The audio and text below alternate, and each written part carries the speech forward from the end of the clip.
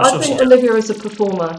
We used to get it towards the end with Big Brother, where you get this slight battle between the real people who maybe wouldn't appear strong, and then the kind of Love Island type characters that wanted to be there screaming, yelling.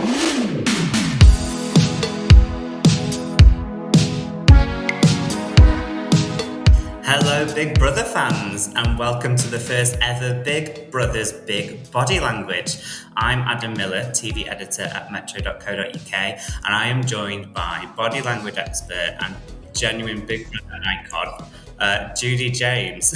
We're going to be taking a key look at the key moments inside the Big Brother house and deciding if the Big Brother housemates are telling us one thing, but their body language is saying something else. Now, welcome back, Judi. Oh, thank you, Adam. And can I just explain, I'm overexcited, so I will actually try and calm myself down a bit to get out everything that I need to say.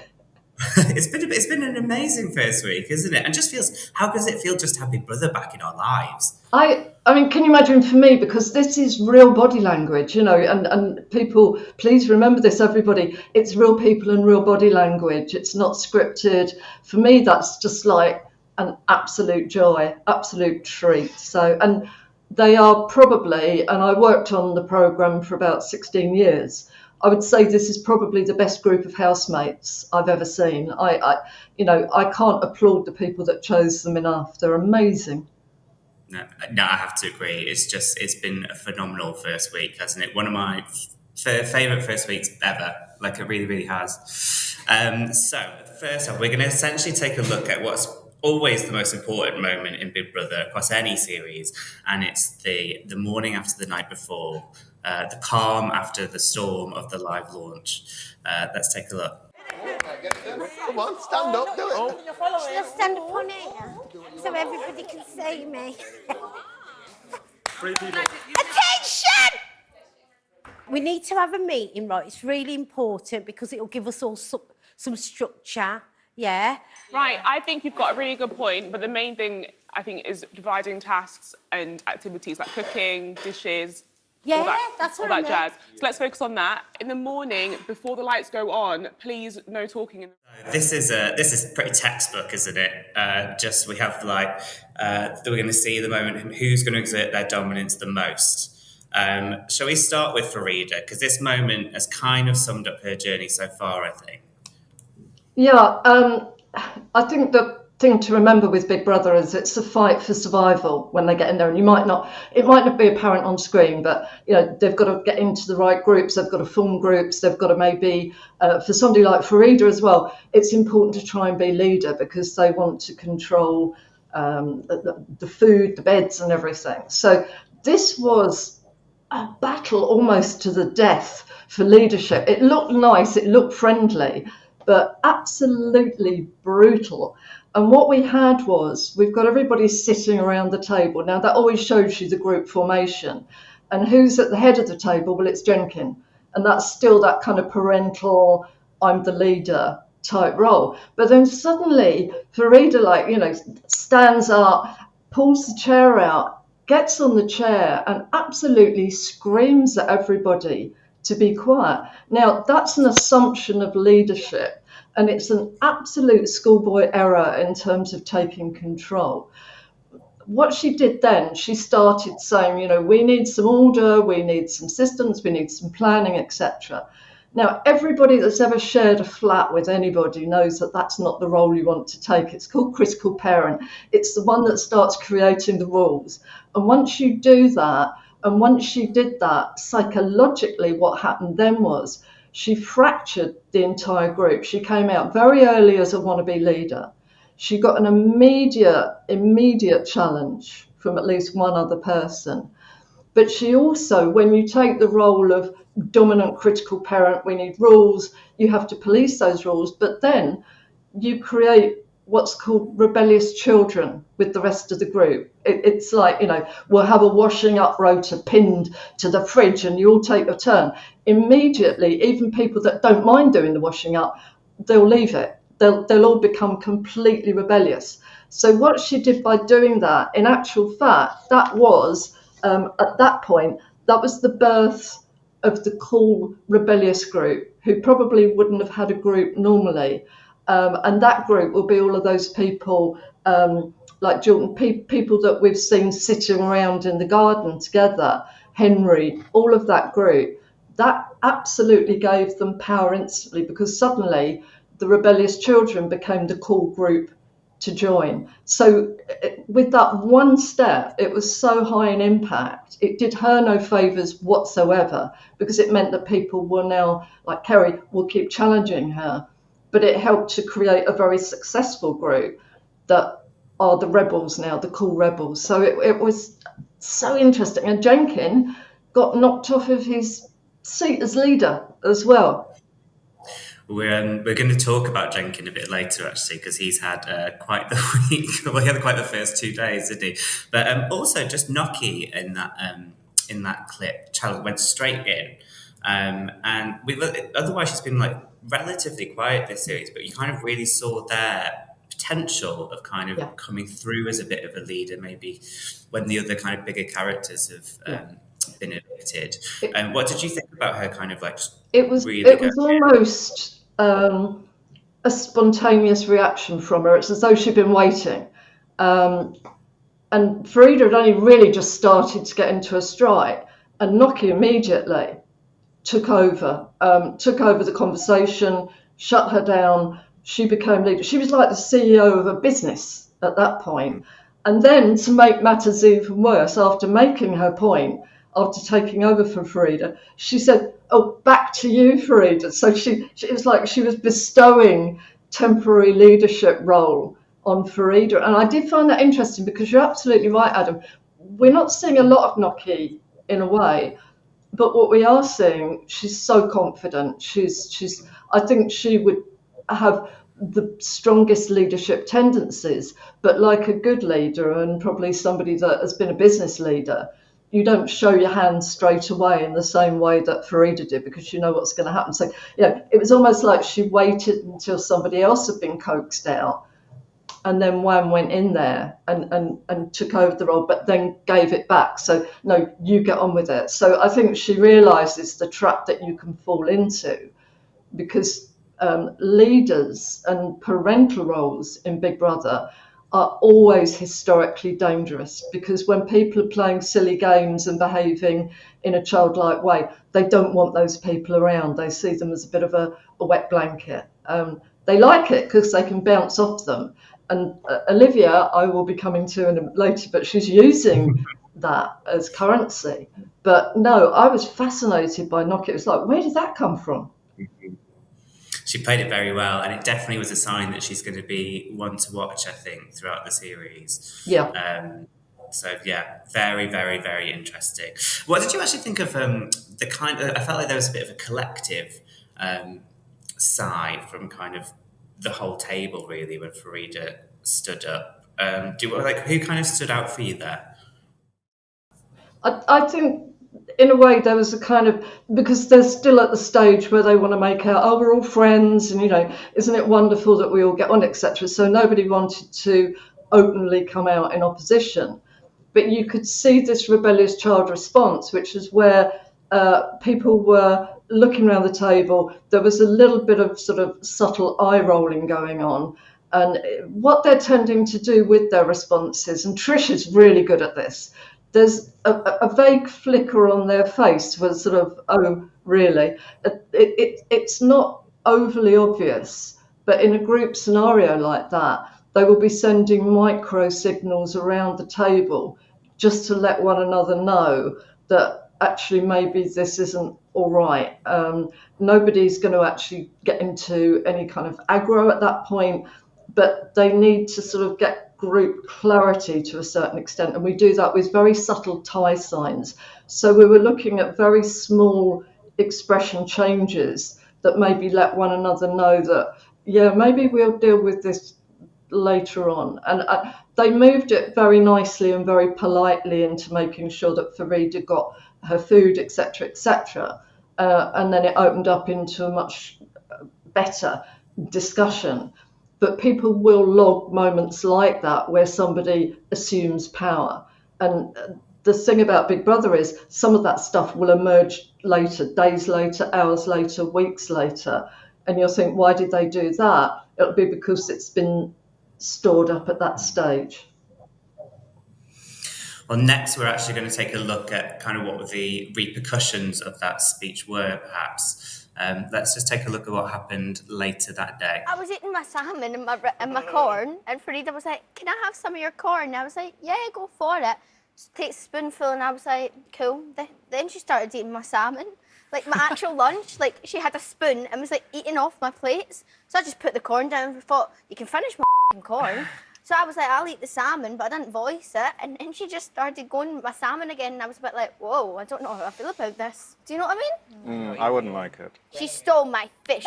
Don't touch my salmon. Don't touch my fish. Wow. It's really deep to her. Yeah. It's really So yeah, I mean, Olivia's definitely been a key character already this series. But just taking a look then, like where kind of Olivia stood and the way they're all kind of gazing at her. What did you make of that of that moment? Just moments after Farida's big speech. Yeah, this was so important, Adam, because all right, the fish incident. But what that means for Olivia, because everybody there is trying to ingratiate themselves, as I said, into the right group to survive. And it was very obvious, even at this stage, that one group was doing that most successfully. So we've got the Jordans, the Henrys, the Trish, the Chanel. They're all sitting there, all having a really good sort of laid-back discussion in the garden. But Olivia then used the fish incident as currency to buy her way into that group, as she thought. So it wasn't so much what had actually happened to her, it was the fact that she could then go storming into the garden, leapfrog into that group. And did you notice the way that she didn't just stand there and wait? She actually elbowed her way into the middle seat, the prime seat, so that she couldn't just join the group, she could become the central character in the group. She didn't notice that nobody was actually paying her much attention, and in fact they were, and this is another example of those tie signs. You could just see small changes in their body language, that they managed to pass a message around the group that actually we're not too happy with this, and in actual fact with those little tie signs they started to laugh at Olivia, but she didn't notice. It just made her more and more active. So she came in with a story, she came in with a gossip. I'm going to tell you this story, and that means that I can now join your cool group. But it backfired because they waited till she'd gone, and then they were laughing at her and about her. But that is Olivia's form of currency. She's used it that time, she's used it more than once. She'll probably use it again to get different things that she wants in the house. Again, we saw that from Trisha, wasn't it? That looked at everyone else, and she actually kind of just shut Olivia down and was almost basically like, "You care, we don't." Yeah, and I mean they did. They didn't want at that stage to be. It was very disloyal coming out and telling tales on somebody immediately, and you could see that they didn't really want to join in with it or to be seen to join in with it. And again, you could see that from Trish's facial expression. I mean, she just hadn't even bothered to be politely listening at that point. But Hallie tried to change the subject. There was an act of distraction. Oh, what a nice bracelet. But as they all pointed out, she looked at them and then she went back onto the fish again. So she wasn't losing that time. I don't think she's that bothered about the fish. She told her that she offered her the fish, but it just meant that, oh, great, I can come in and join your gang, that this is my story and this is my currency to join. Do you think she recognised the other responses that are going on around her, or? No, I think Olivia is a performer. She's obviously, I would say, and I'm sure she's fine. I'm sure she's a nice woman, but she seems very low on empathy, and we've seen certain ways that she's behaved that I don't think that she steps into other people's shoes and reads other people particularly well. I think as long as she's got attention, I think she feels that that's approval, and she's willing to take risks because of that. I mean, she, in the kitchen, she will alienate other people and actually risk alienating herself, as long as everybody is then looking at her and paying her attention. That seems to work for her. Next, we are going to stick with Olivia, and this was another really interesting moment with Yin Run that we saw the next day. Let's take a look. I don't want none of that. Jennifer, just enjoy You can have it, you can have it. They don't get the party eating the pasta. Why are you pissed off? Because it's just annoying. She's being nice. They're going to the party. Don't feel guilty for eating the pasta. Can we at least share this? I will feel much better because I Don't worry about feeling better. They won't worry about you when they're drinking cocktails. Eat the pasta. So here again, we kind of see Olivia kind of exerting her dominance, perhaps when it just was never really required. I think this is a really pivotal moment where we see how housemates are actually responding to her. What did you think of this moment? Again, this was primarily attention seeking, and I think Olivia very much underestimated the person that she was picking off here. I think it's probably seen as seen by the others, because they're not seeing her talking to herself and amusing everybody and being really, really funny. So when she started with Yin Run, I think there was a moment when she thought, this is a clear run here. I can now shout and yell and draw all of this run's attention to me, and nobody will be particularly bothered at the person I'm speaking to. It was deeply unfair, and again, it showed a lack of empathy, because she's saying, oh, you don't need to say thank you. Well, for Yin Run, that might be the way that she's brought up, that you do say sorry and thank you, and even if it's annoying somebody else, for her that's clearly good manners. But it was though Olivia accelerated it without any need to, apart from to draw attention. And in the end, we have her there. Now, what she was doing with her body language was looking as though she was in a state of aggressive arousal. Whatever she was saying to Yin Run at that point, it looked like anger.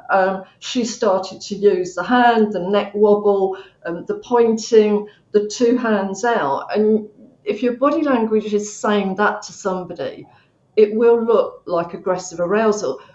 What I noticed was the way that the others started to move around. Now, that was great. That was loyal to Yin Run, but actually it also meant that Olivia was getting their attention. So in a way, it was feeding her with what she wanted. So Dylan was deflected it and kind of took over the conversation. I noticed that she was getting little pats from some of the guys, I think Matty came over and just patted her on the arm, Yin Run, just to say, don't worry about this. But it was Zach's response that was interesting, because he just closed it down. Now, Zach's got leadership qualities as well. He was the one that stepped in. No, stop it, put both of his arms out, and actually walked over and put his hand over Olivia's mouth. I mean, That was astonishing, wasn't it? It was just like, stop. Now, that could have caused a lot of conflict in a different scenario.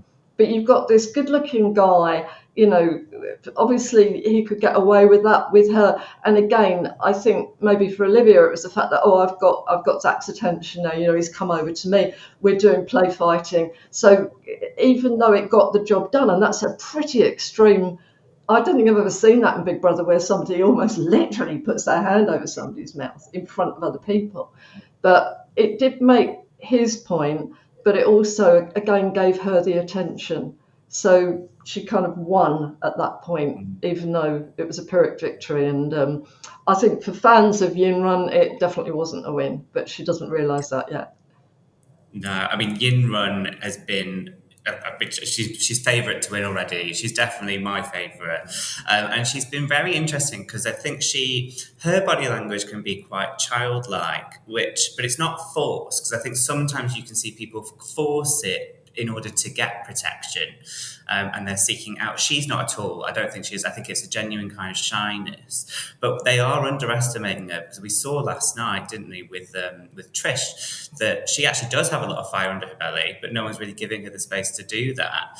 I was like, what have you kind of made of Yin Run so far? Because she's been very, very interesting to watch as a viewer, and like you say, so they're not really appreciating it in the house. But yeah, what have you kind of made of her body language and her kind of journey so far?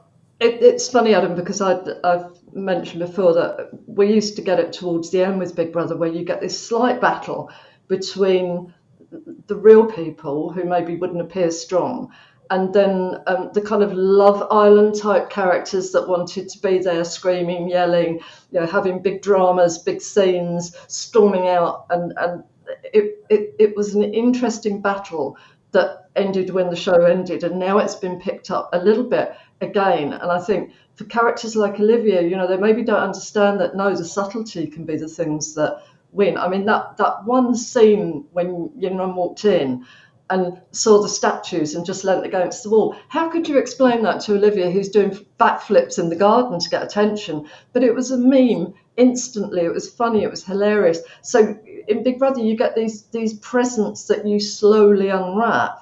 And the ones that have got that kind of, I've got to be entertaining all the time, usually can come across as fake. The only thing that I'm always very wary about, because I love her, I just think she's such a good character, when she stood there in the bigwigs exercise and said, "Oh, I'm so pleased to be here," because downstairs I'd be doing that paperclip exercise and nobody would speak to me. It wasn't said with any self-pity, it was just a matter of fact. Didn't you want to go in there at that point and just sort of tell them all off? Why are you underestimating this woman who is clearly very empathetic? We've heard her out loud sort of saying, "I was thinking how that would have felt to so-and-so." She thinks how other people are feeling. She doesn't try and dominate the action. She is intentionally and unintentionally hilarious, which goes a long way for me in there. So she's a slow present to unwrap. The only thing I would say, as the experienced voice of Big Brother, there's what's called the attribution effect. And one of the big things that Big Brother teaches you is that wait before you decide about people. It always happens in big people. Like, I love that person so much, they're so pure, or I can't stand that person, or they're this and they're that. We're talking about an attribution bias, that first impression where we make our mind up. Big Brother teaches you that people will be different if you give them a bit of time.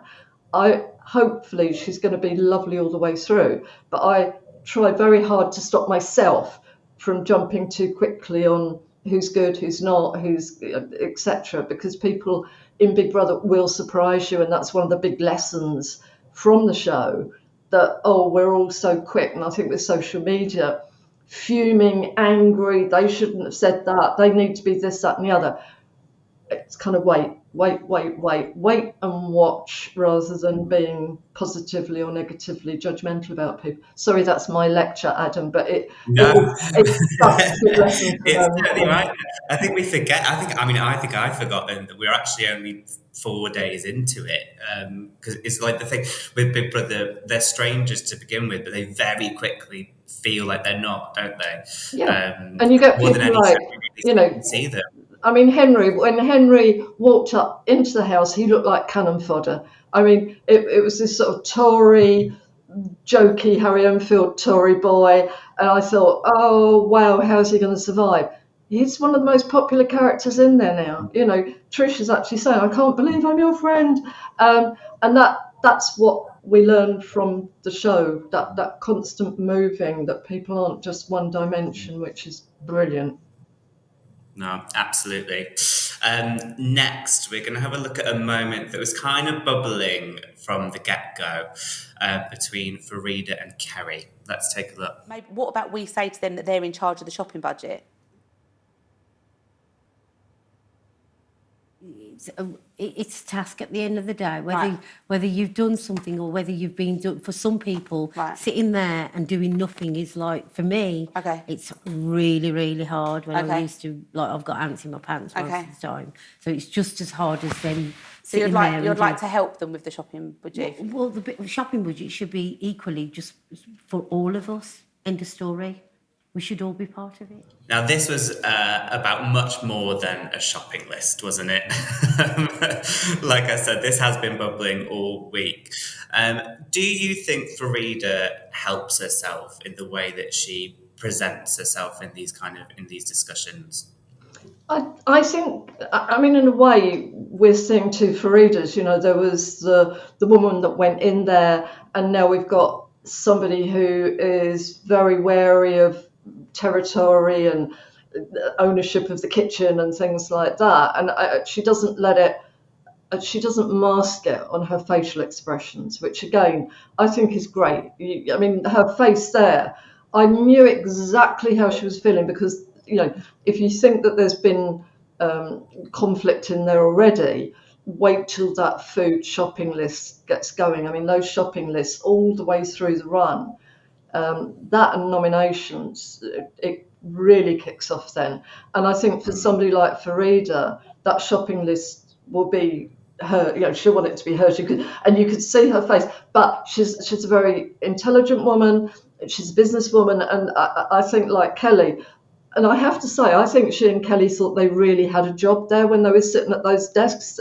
It looked like we'd gone into their office, and I could just think this would happen if they were working together in an office. So we've got a kind of management skills going on here that I shouldn't just tell people, or I should be careful what I say. I should be assertive, and you can see them both talking to one another. Let me just explain. And instead of Farida going, no, I need to be doing that shopping list myself, she went into this kind of rather sort of deadpan, puzzled facial expression, and she was probably trying to work out, because when you talk about being assertive, which people learn in business, you don't just jump in there. You think about what's the best way to work this so that it comes the way that I want it to. You can see her trying to work out. So we've got two women being very reasonable, and the hand gestures that went with it. And, I'm just making a suggestion, blah, blah, blah. And then Farida, I'm just making a suggestion as well. But then obviously Kerry got very upset, went and sort of, she was tearful in the bedroom. I think those two have got almost a similar power base each, and I think that will rub them up against one another very specifically. I hope they get over it, because they're such good characters, both of them. And unfortunately, when you get behaviours like that, I mean, Farida taking the lead very early on, etc., she may have made some errors that could mean she gets nominated, unfortunately. But it was just her face. I actually felt for her. It's like, I can't believe somebody's telling me how we're going to get this task sorted out. And it didn't compute for her, but she didn't want to come out too openly about that. That facial expression will sort of haunt me a bit, but also because I do feel for her in that moment. But it probably wasn't the right face to pull. I suppose she does need to sort of maybe smile her way through scenarios like that. And they will all be pretending they don't care about the shopping budget, but they all do really care. And I love watching it when one of them sits there with a chalkboard and you can see the others, yeah, fine, you do it. And then they start circling and getting closer and making little comments. It's horrible. If you're hungry in there, it's absolutely horrible. And I think Farida will struggle the most with that scenario. No, I do. I love the food shop. It's actually one of my favourite moments. But I love Farida and I love Kerry, and I really hope they don't go too early. And I've got a feeling that one of them might. But I think they're going to like that tension between them is going to be really interesting to watch, I think. What did you think of Kerry's response in that moment? Because initially I thought she would be more assertive and a bit more, I don't know, a bit more brazen. But she actually kind of retreats quite quickly with Farida. Yeah, I think, I don't know if they're actually thinking ahead enough, because they do know how Big Brother works and they know that nominations are coming up. And I think they've got a kind of conflict right now that is explaining a lot of the behaviour, which is that there is a way that I want to deal with this, but I don't want to present myself openly as getting into conflict or sounding overly opinionated. And that often means that they will remove themselves from the scenario, or they will start getting tearful, etc. But again, I think unfortunately in Big Brother, getting tearful doesn't actually make you particularly popular with the viewer either, because the viewer are remembering you really wanted to be in this house and it's the best experience, and already you're moaning and crying, etc., etc. So it doesn't win people around quite in the way that it does with other reality shows. I think with other reality shows it's kind of, oh, poor thing, but I think with Big Brother people are this is a survival show. This is, it hasn't even got tough in there yet. The fact that they're whinging about, porridge, I can't eat porridge. They will be grateful to eat that porridge after a couple of weeks. They'll be scraping it out the bins if they don't get their proper shopping budget, and they'll be blaming one another. And can I just say, in terms of that cool group, the rebellious group, the group that's got the Jordans and the Henrys and that. Jordan, again, fascinating character. I love him. I really like him. I think he's so funny. But it would be very interesting to see if that group start to not do tasks. Because when you get a kind of a rebellious group and it's okay to get off the bed quickly if you don't want to do the bed task because that was just a personal loss. But they do start doing tasks where if you opt out, if you don't join in, if you don't behave like that, if you don't, then the whole group loses out their shopping budget and they're on porridge. That's when that cool group might find that it's the ringleaders, it's the ones that have the rules that begin to look a little bit more popular. So there could be complete turnaround in there yet. Although I absolutely adored seeing Jordan with that fire hat on. I mean, that was so funny. It was great. And yeah, it is kind of astonishing that we're seeing that much tension around the food budget, and already, isn't it? We haven't even had a food shop yet, and there's already that tension. So it's going to be an interesting few weeks, I think. But finally, I just wanted to touch on Jenkin because he very much kind of felt like he was going to be a main character energy when he came in, and immediately had the rug pulled from under him. So let's just take a look at these two kind of quite pivotal moments for him, I think, at the beginning of the week. I wanna dance with somebody. I wanna feel the heat with somebody. Yeah, I wanna dance with somebody. With somebody who loves me. I love Welsh people so much, and they're literally some of the funniest people I've ever met. So all of Wales, please forgive me for putting someone Welsh laugh. My category was, in fact, funny. I love that! Oh, I love that. Getting ranked as not very funny by Nocky, that was a bit hurtful. So, obviously, the moment you enter the house is kind of how you're going to present yourself to the viewers and to housemates. This is who I am, this is the role I want to take. So just looking at that first clip there with Jenkin, what did you think about the way he kind of charged upstairs and those kind of initial moments when we first met him? I mean, Jenkin, in a way, he was like classic Big Brother. I mean, earbleed when he went in because he was screaming so loudly, obviously massively excited, a big character. He was going to be a big extrovert, fun, noisy character. And because he went in first, he was also being given the role, again, not a good role to take because then you become the host to the others, which gave him a kind of a leadership vibe in a way, because when people arrived, it was like he was the one offering the drink, and he was the one that also then felt a little bit territorial about the house. There was a moment that this is kind of my house, welcome to it.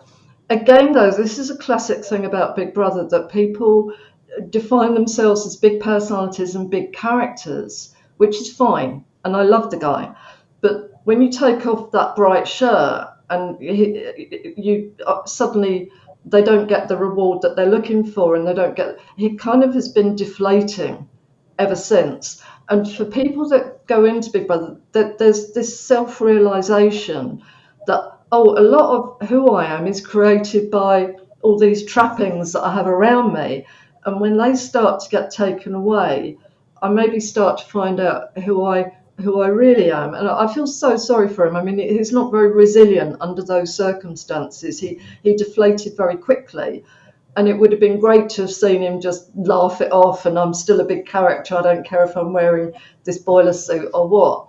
But I think he's examining himself right now and seeing exactly how he gets that personality back, but maybe an even more authentic version of that, because it seems that he was robbed of a few things, and he had a few comments made, and maybe not the most entertaining, etc.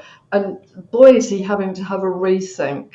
I think that he'll probably reboot and come back stronger because of it. But the others haven't had that wake up yet. But it's been, for him, it's like almost within a matter of hours. It was a massive journey, wasn't it? Not a good one, a very painful one for him. He's lost his leadership, even though he's still sitting at the top of the table. I mean, when they did that exercise, he immediately went high up and stood on the balcony. So he's got leadership tendencies, and I think he's got to start to regain that ground. But hopefully, I hope he finds that he's strong enough to do it without needing a Larry shirt and shouting and screaming too loudly to get attention. I think there's more to him, and hopefully that's what he will discover now, because it was the day, at least 2 days from hell for him. I think those two clips, I don't even know if there was 24 hours between them, and the contrast between them is really quite something, wasn't it? Like, he's really had the wind taken out of his sails in very, very, very quickly. So yeah, it will be interesting to see if he builds himself, because I think he probably is that kind of main character energy, and among his friends at home, I'm sure he is the kind of loudest person in the room. And you go on Big Brother, and with 15 other people who are big characters, isn't it? So I think that's going to be... Yeah, I mean, these people come in like we all do, and in their mind, they've got all their friends with them. I'm the noisy one in my group, I'm the party one in my group. But nobody knows that when you get in there. You are just you, and you've kind of got to resell all those qualities, because your mates are outside cheering you in. And it will make them feel very emotionally and socially naked in a way, because you can't go around saying to people, I'm really good fun. They'll check that out for themselves. And if he hasn't got a good strong group that he can build in there or join, I'm not sure whether he has or not. He moves around quite a bit, but I don't think he's got his own group exactly. Again, that can make him vulnerable. No, it'd be interesting if he survives the first eviction, I think. Because he is in danger, I think, of actually not, and kind of going into the bit of the background. It's funny, because it can work two ways, because by making him quieter, it might mean that he survives. Because I've also seen the big characters that go in, and people just get fed up with them taking the camera out. The other thing that we do need to think about with all of them, and I think he's the problem, and it will also make him vulnerable, if he's the one that's snoring.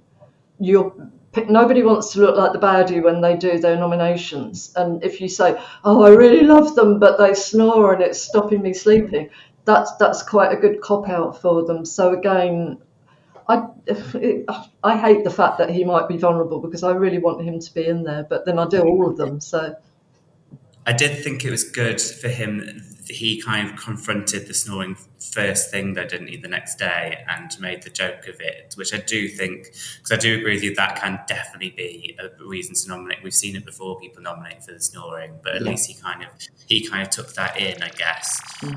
So maybe that will work in his favour. We'll have to see. I don't want any of them nominated. So. No, you could do with another week of having them all, couldn't we? Yeah, can we play with them for a bit longer, please? Yeah. Yeah, it feels too soon. Well, thank you so much, Judi.